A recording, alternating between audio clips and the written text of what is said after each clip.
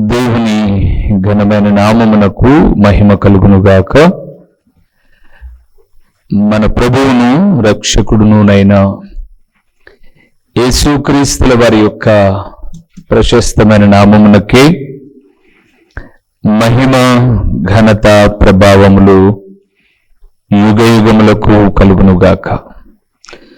సర్వాధికారి అయిన దేవుడు ఆయన గొప్ప కనికరమును బట్టి ఈ సమయంలో ఈ రీతిగా దేవుని మాటలు మనము ధ్యానము చేయుటకు దేవుడిచ్చిన ఈ గొప్ప కనికరాన్ని బట్టి దేవాది దేవునికి మనము ఎంతగానో కృతజ్ఞతాస్తుతులు చెల్లించవలసిన వారుగా ఉన్నాం. అదే సమయంలో దేవుని పరిశుద్ధ పాద సన్నిధిలో కూడి దేవుని నామమును ఘనపరుస్తూ ప్రార్థనా జీవితాన్ని మెరుగుపరుచుకోవడానికి దేవుని సన్నిధానంలో చేరి ఉన్న దేవుని ప్రియబిడ్డలైన మీ అందరికీ కూడా ప్రభు అయిన యేసుక్రీస్తు పేరట వందనములు తెలియచేయచ్చు ఉన్నాను. దేవుడు మిమ్మలను మీ కుటుంబములను నిండారులుగా ఆశీర్వదించునుగాక. ప్రభునందు ప్రియమైన వారలారా, దేవుని కార్యములు ఆశ్చర్యములు ఆయన చెప్పమనే మాటలు కూడా చాలా వేరుగా ఉంటాయి.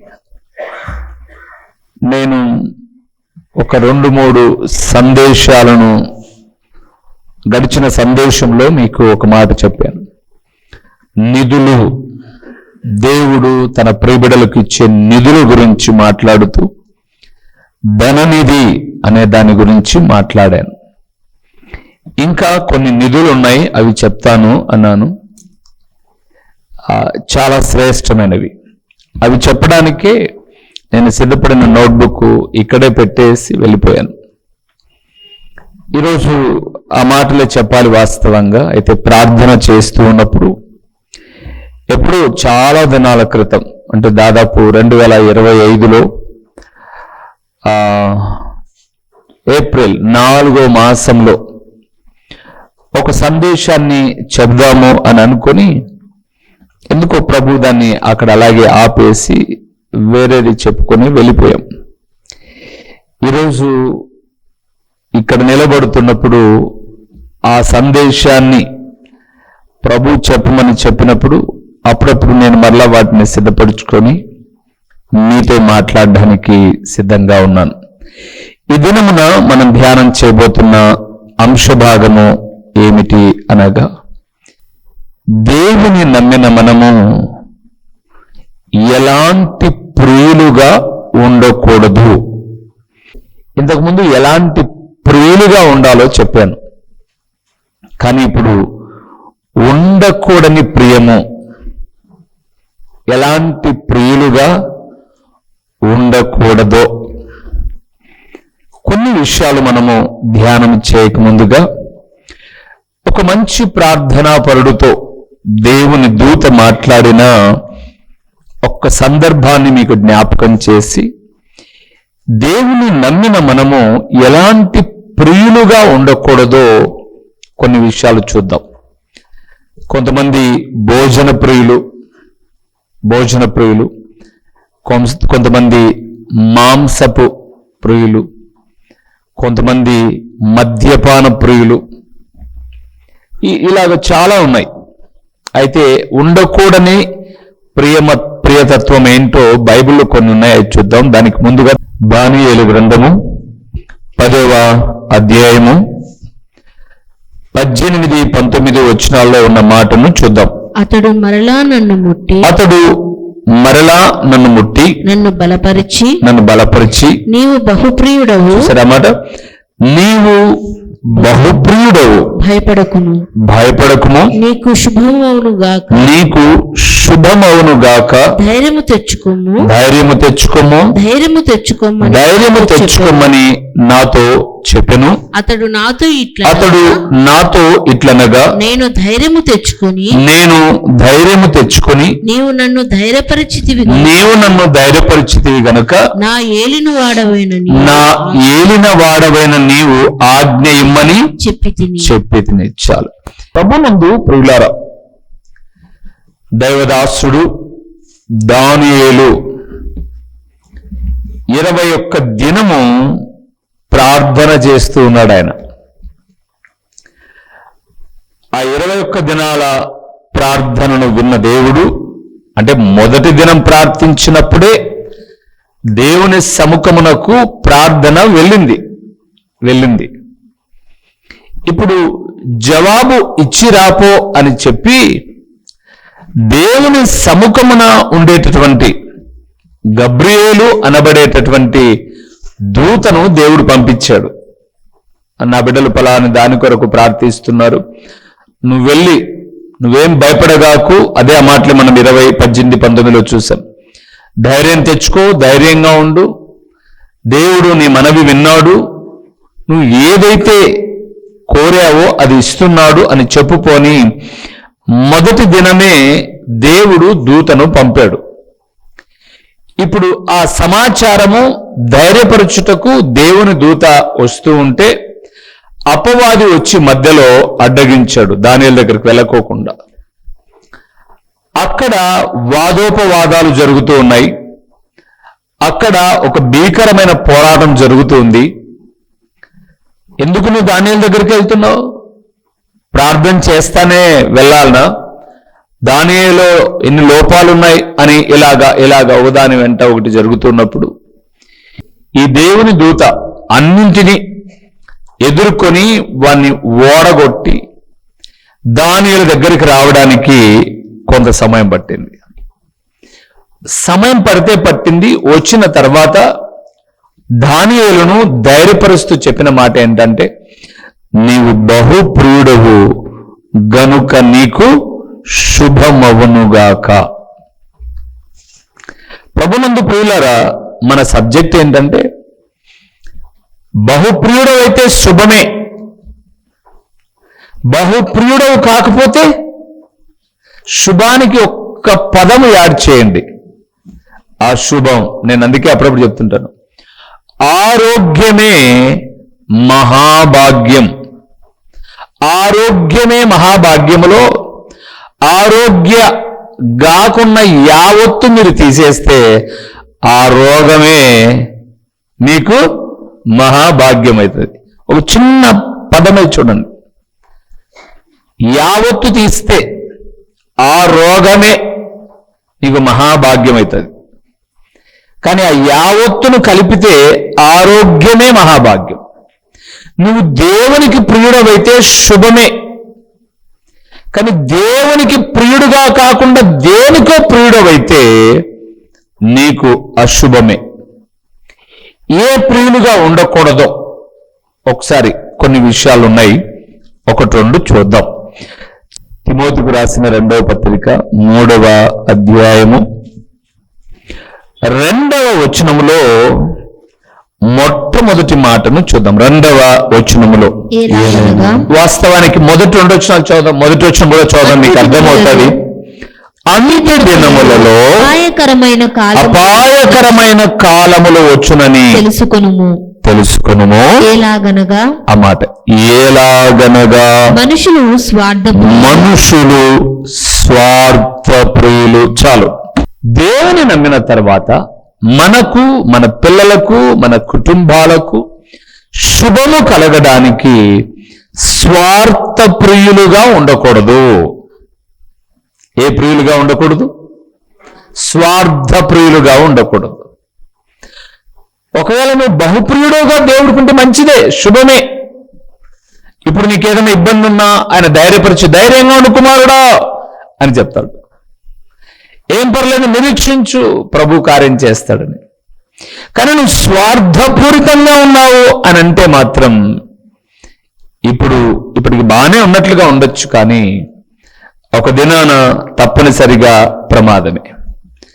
స్వార్థప్రియులు అని అంటే అర్థం ఏంటంటే తమ ప్రయోజనం మాత్రమే చూసుకునేవారు, లేదా తమను తాము మాత్రమే ప్రేమించుకునేవారు. ఎదుటి వ్యక్తి క్షేమాన్ని కోరేవారు కాదు. అది అర్థం. బైబిల్ గ్రంథంలో అలాంటి పదము మీకు ఫిలిప్పీయులకు రాసిన పత్రిక 2వ అధ్యాయము 4-5 వచనాలు చదువుకుంటూ వస్తే, యేసు ప్రభుల వారు తన దాసుడైన పౌలు ద్వారా మాట్లాడుతూ, ప్రతి వాడు కూడా సొంత కార్యములనే చూసుకొనుచున్నారు, కానీ యేసుక్రీస్తు కార్యములను ఎవరు కూడా చూడరు అన్నాడు. అంటే నేనేం జ్ఞాపకం చేస్తున్నానంటే, స్వార్థప్రియులు ఎంతసేపు తమ గురించి ఆలోచిస్తారు, కానీ ఎదుటి వ్యక్తి గురించి ఆలోచించరు. అలాంటి వ్యక్తులు బైబిల్లో చాలా మంది ఉన్నారు. ఉదాహరణకు మనం లూకాసు వార్త 12వ అధ్యాయంలోనికి వెళ్తే, ఒక ధనవంతునికి బాగా పొలం పండెను అని రాయబడింది.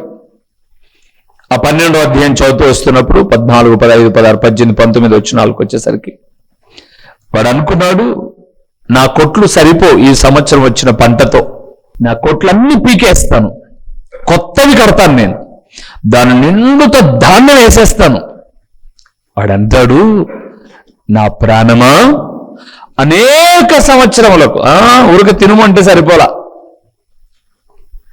ఇక్కడ ఈ పూట భోజనం లేని వాళ్ళు చాలా మంది ఉన్నారు, కానీ వాడు అంటాడు, అనేక సంవత్సరములకు సరిపడా ఆస్తి నీకు సమకూర్చబడి ఉన్నది, చాలా సంవత్సరాలకు ఉంది, నువ్వు తిను, త్రాగు, సుఖించు, నువ్వేం భయపడాల్సిన పనుల, కానా, పీనా, సోనా, సొబ్బిహై అన్నీ ఉన్నాయి, నువ్వేం భయపడద్దు.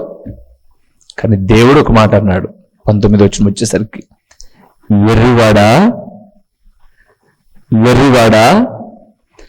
నువ్వు అన్ని సమకూర్చుకున్నావు, తిను, తాగు, సృకించని చెప్పావు, నేనేం కాదనట్లా.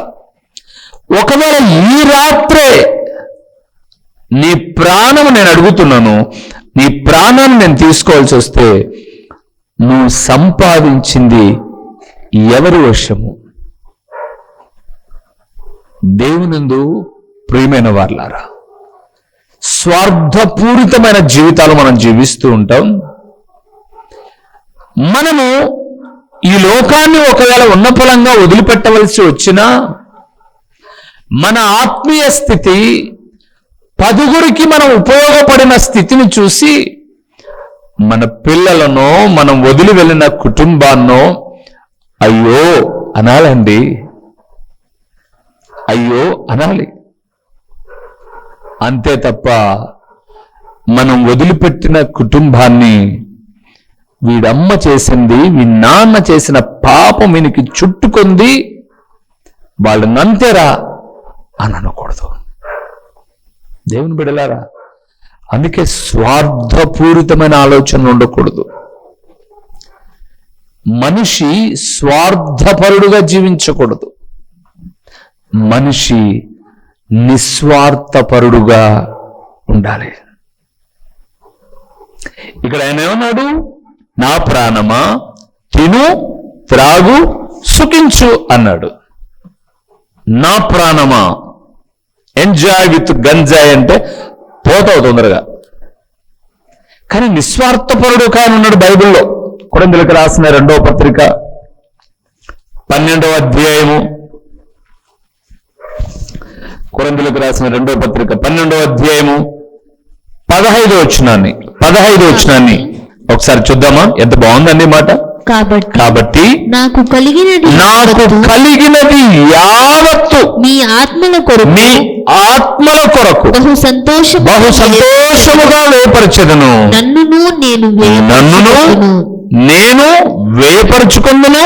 నేను మిమ్మును ఎంత ఎక్కువగా ప్రేమించుచున్నాను, అంత తక్కువగా మీరు నన్ను ప్రేమింతురు. పౌలు అంటాడు చూడండి, ఏమంటాడు, నాకు ఏమేమైతే ఉందో అవన్నీ ఆత్మల కొరకు, ఆత్మల రక్షణ కొరకు నేనేం చేస్తాను? వేయపరుస్తాను, ఇచ్చేస్తాను. ఇది నిస్వార్థం. అక్కడ వాడన్నాడు చూడండి, నా ప్రాణమా తిను, తాగు, సుఖించు. కొంతమంది ఎంత పీసినోళ్ళంటే ఇప్పుడు ఫ్రిడ్జ్లు వచ్చినాక వారి పీసిన బతుకులన్నీ బయటపడుతున్నాయి. వారమైన ఫ్రిడ్జ్లో పెట్టుకొని వేడి చేసుకొని తింటారే తప్ప కుక్కకు బెటరు, పిల్లికి బెటరు, పక్కింటికి బెటరు, ఎవరు బెటరు? వారమైన ఫ్రిడ్జ్ ఉందిగా. కానీ మీకు తెలుసా, ఏవైనా సరే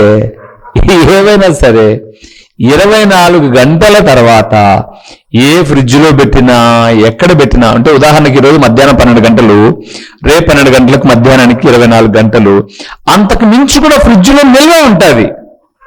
కానీ అది వాటి యొక్క నిజతత్వాన్ని కోల్పోతుందంట. ఇప్పుడు ఏం చేద్దాం మరి? ఏం చేద్దాం? 2 రోజులు పెట్టుకొని ఏడు కాసుకొని తినండి. నిజంగా మంచి మన కొంచెం తెచ్చుకో. ఇప్పుడు బాగా దొరుకుతున్నాయి కదా ఫ్రెష్. అప్పుడంటే ఎక్కడబ్బో టౌన్కి వెళ్ళి బస్సుకి వెళ్ళి తెచ్చుకుని అట్టలే, ఎవరికి పట్టరు మన వాళ్ళు. దేవుడు స్వార్థ ప్రియులుగా ఉండకూడదు. ఇదివరకు మీకు ఒక ఉపమానం కూడా చెప్పాను. ఒక పెద్ద పాత్రలో చాలా అద్భుతకరమైన పాయసం ఉందంట. అందరూ చుట్టూ కూర్చున్నారు దాని చుట్టూ. కానీ వారి చేతులు ఇలాగ గంటె చేత కట్టేశారు, చెయ్యి ఇదంతా కట్టేశారు. అంటే గరిటె జంపుగా ఉంది, చేతిలో గరిటె ఉంది, దాని పిడిదంతా ఇలాగుంది, ఇలా కట్టేశారు. ఇప్పుడు ఆ పాయసాన్ని అన్నారు, హ్యావ్ ఇట్, తినండి అని అన్నారు. ఫోల్డ్ అవ్వదు కదా. ఎందుకు? ఇక్కడ దాకా కట్టేసి ఉంది ఆ పిడి.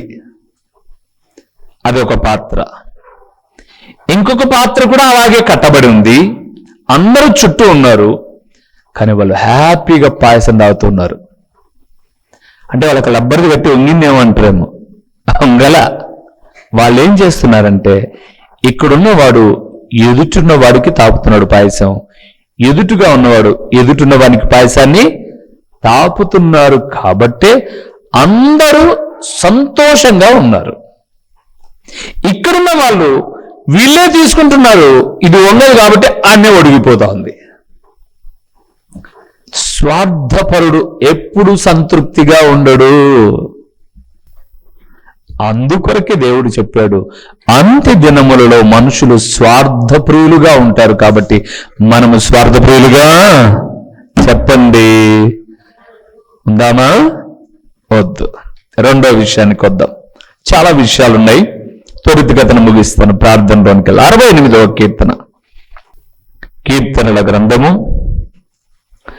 68వ కీర్తన 30వ వచనాన్ని చూద్దాం.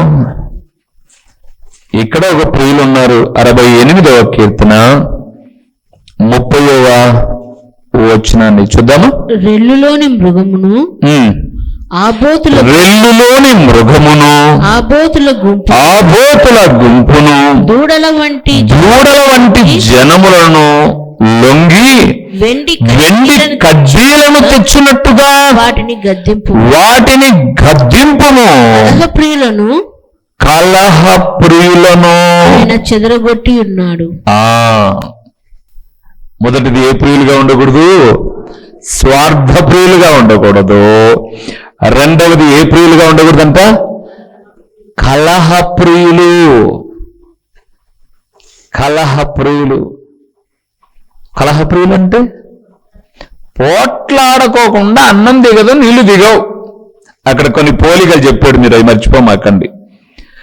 రెల్లులోని మృగము అంటే మీకు తెలుసా? పల్లెల్లో ఉన్న వాళ్లకు తెలుసు. మేకలన్నీ అక్కడ మేస్తూ ఉన్నాయి. తోడేలు ఆ రెల్లు లేకపోతే ఆ గడ్డి లేకపోతే ఆ చెట్టు చాటున ఏమై ఉంటుంది? దాక్కొని ఉంటుంది. రెల్లులో దాక్కొని ఉంటుంది మృగం. అది అన్ని వాచ్ చేస్తుంది. కాపరి దూరం ఉన్నాడు, పరధ్యానంలో ఉన్నాడు. అక్కడ ఒక 10 ఉన్నాయి మేకలు, ఇక్కడ ఒక 5 ఉన్నాయి, ఇక్కడ 2 ఉన్నాయి, ఇక్కడ 1 ఉన్నాయి. అటాక్. అది అరవకోకుండా పట్టేసి లాక్కెళ్ళిపోతుంది. మృగ స్వభావం ఏంటంటే అబ్జర్వ్ చేస్తారు, అటాక్ చేస్తారు. రెండవది చూడండి, అక్కడ ఏం గుంపు, ఏ బోతు, ఎట్టుంటారండి ఇది? ఆ బోతు. అప్పుడప్పుడు మనం చూస్తుంటాం, మన రాయలసీమ భాషలో దున్నపోతు కదా. ఇవి దేన్నో దానికి గోకుతూనే ఉంటాయి. ఏమి ఎదురుగా ఇంకొద్దున్నా, ఎదురుగా ఇంకోటి దొరకలేదనుకోండి, కనీసం 2 కొమ్ములు వేసి చెక్కనన్న గోకుతుంటాయి. అవునా? చూసినారా? కనీసం మొద్దు సందులోనైనా తలబెట్టి గోక్కుంటుంటది. కొంతమందికి కొట్లాడడం అనేది అర్థం కలదా మీకు? గజ్జి కన్నా స్వీడు. గజ్జులోనికంట సిగ్గుండదంట. నిజం, గజ్జులోనికి సిగ్గుండదు. అరే నన్ను ఎవరైనా చూస్తున్నా, వాడికి ఏముండదు,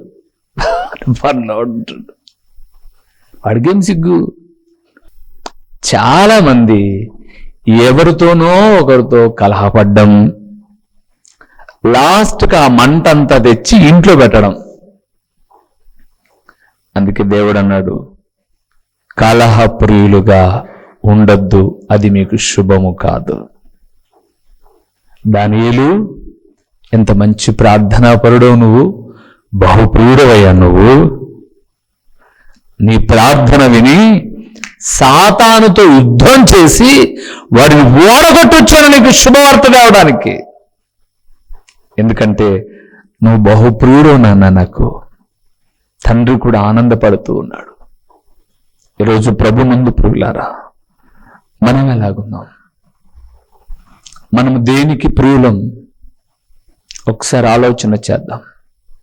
ఇక్కడ విని బయటకు వెళ్ళి మన స్వభావాలలో మార్పు లేకపోతే ఒకటి మాత్రం చెప్పగలను, అపాయకరమైనటువంటి కాలాలు అన్నాడు. మరలా మీరు తిమోతి రాసిన 2వ పత్రిక 3వ అధ్యాయం 1 నుంచి చదివితే, నువ్వు స్వార్థప్రియుడుగా స్వార్థప్రియురాలుగా ఉంటే అపాయకరమైన కాలములలో ఉన్నావు, అపాయమైనటువంటి ఊరిలో చిక్కుకుంటావు.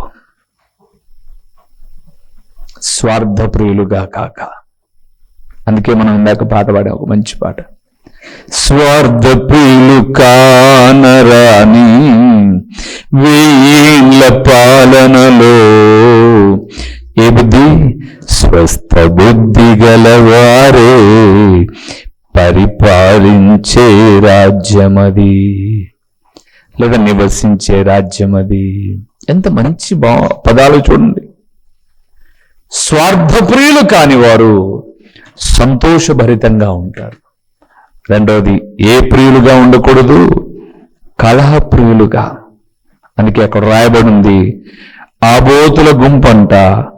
మూడవది, దూడల వంటి జనములను లొంగి వెండి కడ్డీలను తెచ్చినట్లుగా వాటిని గద్దించి కలహప్రియులను చెదరగొట్టు అన్నాడు.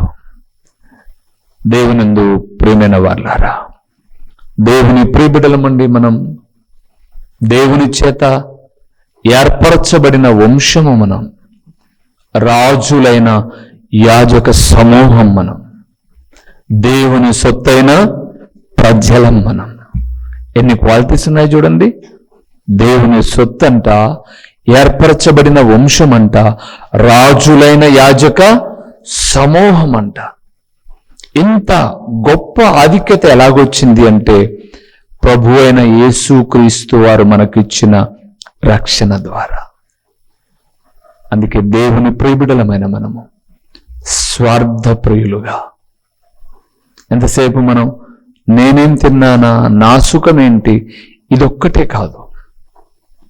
మనము సమాజములో, సంఘములో ఉన్నాం కాబట్టి దేవుని ప్రియబిడలముగా ఒకరి యోగక్షేమములు ఒకరు తెలుసుకుంటూ, ఒకరి కొరకు ఒకరు ప్రార్థించుకుంటూ, ఒకరిని ఒకరు హెచ్చరించుకుంటూ ఒకరినొకరు బలపరుచుకుంటూ దేవుని స్వారూప్యమును కనపరుచుకుంటూ ముందుకెళ్లడమే జీవితం. అంతే తప్ప ఎవ్వరు బాగుండకూడదు, నేనే బాగుండాలి అని ధనవంతుడి వలె యోచిస్తే, ఒకవేళ దేవుడు ఆ మాట అడిగాడనుకుందాం, వెర్రివాడా, ఏ తిక్కదానా, ఈ రాత్రి చేస్తే ఎక్కడికి వెళ్తావు? నువ్వు ఏమేమి ఎక్స్పెక్టేషన్ చేసావో అవి ఏమవుతాయరా అని అంటే ఎవరి దగ్గర జవాబు ఉందా? ఎవరి దగ్గర జవాబు లేదు. అందుకే దేవుని ప్రియబిడలముగా, దేవుని ఆత్మచేత నడిపించబడే వ్యక్తులముగా దేవునికి బహుప్రియులుగా ఉందాం, కానీ స్వార్థప్రియులుగా వద్దు. రెండో చెప్పండి, కలహప్రియులుగా వద్దు, దేవునికి ప్రియులుగా ఉందాం. ప్రభువుతో యుగయుగాల ఆనందిద్దాం. తలలు ఉంచుదామా, కళ్ళు మూసి ప్రార్థన చేద్దాం. దేవా, నేను ఇప్పటిదాకా ఈ వైఖరి కలిగి ఉంటే, నన్ను మాత్రమే నేను ప్రేమించుకోవడం, నా ప్రయోజనాన్ని మాత్రమే ఆలోచించడం, ఎదుటి వ్యక్తులను ఏదో ఒక రీతిగా బాధించి ఆనందించడం నా స్వభావం అయితే, మార్చుకోవడానికి నువ్వు ఇచ్చిన అవకాశాన్ని ఉపయోగించుకొని ఆ ప్రకారంగా నేను నీకు బహుప్రియుడను, నీకు ఇష్టమైన బిడ్డను నేను కావడానికి సహాయం చేయి అని ప్రార్థన చేద్దాం. మహోన్నతుడైన దేవా, మహాగణుడైన పరలోకపు తండ్రి, మీ ఘననామమునకు స్తోత్రములు చెల్లిస్తూ ఉన్నాము నాయనా. దానియేలు, నీవు బహుప్రియుడు, నీకు శుభమవును గాక, ధైర్యము తెచ్చుకోము అని మీ సముఖము నుంచి మికాయేలు దేవదూత వచ్చి మాట్లాడితే, తండ్రి, మీ బిడ్డలమైన మేము మీ సన్నిధిలో ఒకసారి మమ్మల్ని మేము పరీక్షించుకొని వర్తమానము తేవడానికి గబ్రియేలు లేదా అనేక మంది మీరు ఏర్పరచుకున్న మీ ప్రియ దూతలు ఉంటూ ఉన్నప్పుడు మాకు శుభము కలిగే రీతిగా ఉండాలే తప్ప అశుభము కలిగే రీతిగా కలహాన్ని, తండ్రి, స్వార్థాన్ని కనపరిచే తత్వము లేకుండా మీకు సాక్షిగా బ్రతకడానికి కృపనివ్వండి. ప్రకటించిన ఈ పరలోకపు సంగతులు వ్యర్థముగా పోకుండా సారవంతమైన నేలను పడిన విత్తనం వలె 30 అంతలుగా 60 అంతలుగా 100 అంతలుగా ఫలింపచేసి ఎల్లప్పుడూ మీకు ప్రియులమై ఉండడానికి కృపనివ్వమని కృతజ్ఞతా స్తుతి స్తోత్రములతో మా ప్రార్థనా జీవితాలను మెరుగుపరిచి మహిమ పొందుమని యేసు నామములో అడిగి పొంది ఉన్నాము తండ్రి. ఆమేన్. మా చిరునామా దైవజనులు బ్రదర్ ఓ రూబేన్ గారు, క్రీస్తు ప్రార్థనా మందిరం, డోర్ నెంబర్ 1-10-386, నగరిగుట్ట, పులివెందుల, కడప జిల్లా. మీ ప్రార్థనా అవసరాల కొరకై సెల్ నంబర్ 9989067409.